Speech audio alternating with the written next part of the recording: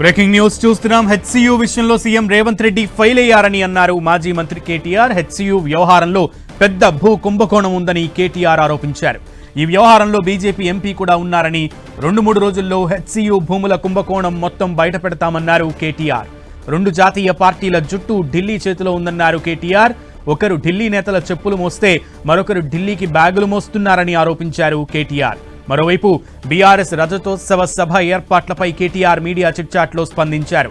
వరంగల్ జిల్లా యల్కతుర్తిలో 1200 ఎకరాల్లో ఈ నెల 27న భారీ బహిరంగ సభను నిర్వహించనున్నట్లుగా కేటీఆర్ తెలిపారు.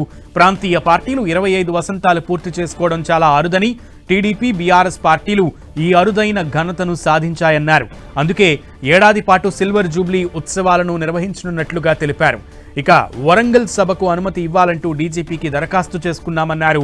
3000 ఆర్టీసీ బస్సులు కావాలంటూ రిక్వెస్ట్ చేశామన్నారు.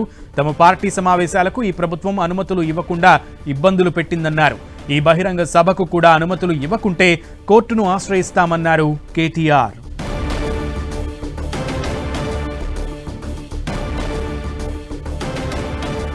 హెచ్సియు వ్యవహారంలో బీజేపీ ఎంపీ హస్తం కూడా ఉందంటూ కేటీఆర్ వ్యాఖ్యానించారు. 2 రోజుల్లో కుంభకోణం మొత్తాన్ని కూడా బయట పెడతామంటూ కూడా కేటీఆర్ తెలిపారు. హెచ్సియులో పెద్ద భూదందానే నడుస్తోందంటూ కూడా ఆరోపణలు చేశారు. అలాగే వరంగల్లో బీఆర్ఎస్ రజతోత్సవ సభ వేదికకు సంబంధించి కూడా, సభ ఏర్పాట్లకు సంబంధించి, సభకి అనుమతులకు సంబంధించి కూడా కేటీఆర్ కీలక వ్యాఖ్యలు చేశారు.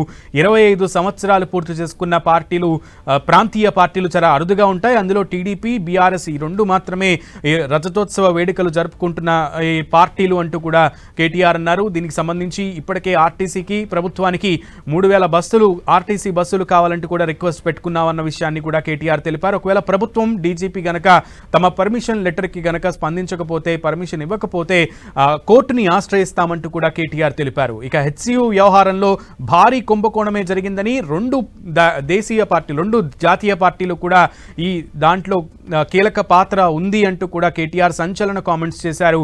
పూర్తి సమాచారం మా ప్రతినిధి కరుణాకర్ అడిగి తెలుసుకుందాం. కరుణాకర్,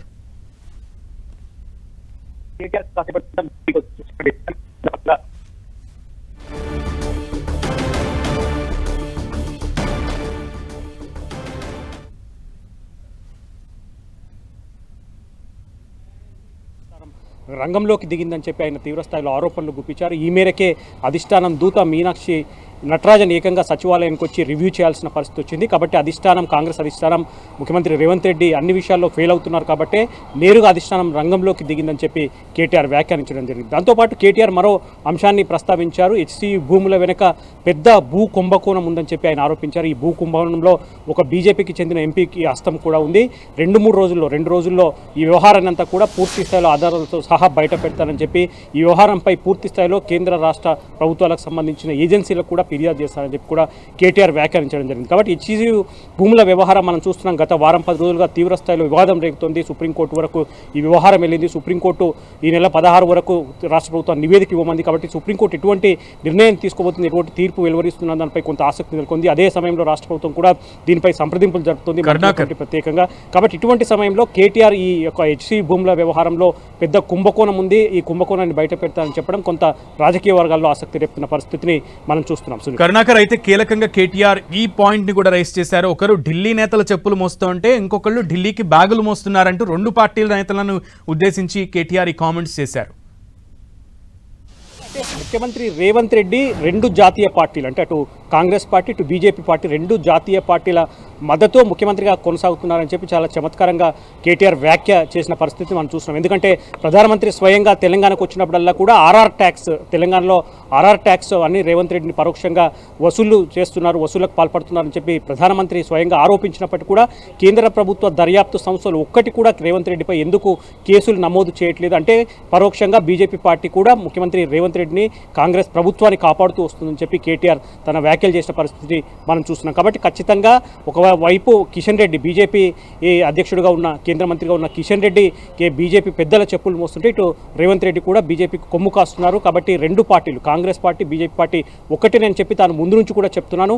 ఇప్పుడు మరోసారి అంశం రుజువైందని చెప్పి కేటీఆర్ వ్యాఖ్యానించిన పరిస్థితిని మనం చూస్తున్నాం. సుధీర్, కరుణాకర్, అయితే రజతోత్సవ వేడుకలకు సంబంధించి కూడా కీలక కామెంట్ చేశారు కేటీఆర్.